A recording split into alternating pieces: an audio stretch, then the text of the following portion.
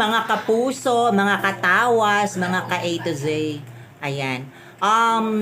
Good evening, mga mami, mga kuya, mga ate, especially sa mga nanay. Yan. Sa mga nanay dyan na mahilig dahil nasa bahay lang naman sila, so kailangan nilang mag-ayos ng mga bahay, lalo na magpapalit sila ng mga punda, dahil maglalabas sila, magpapalit sila ng mga bedsheet.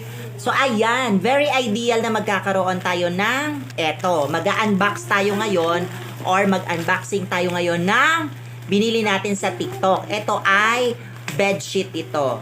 So bedsheet na to, o, tingnan nyo ha. Alam nyo dito sa bedsheet, murang-mura to. Murang-mura, tapos very affordable. Yan sa mga nanay, mahilig sa mga lalo na magki-Christmas ngayon, ang dami-daming pwedeng pagpilian sa shop, sa TikTok. Sabing ganon. So, tingnan nyo, na-unbox na natin, o, diba? Ayan. So, bumili ako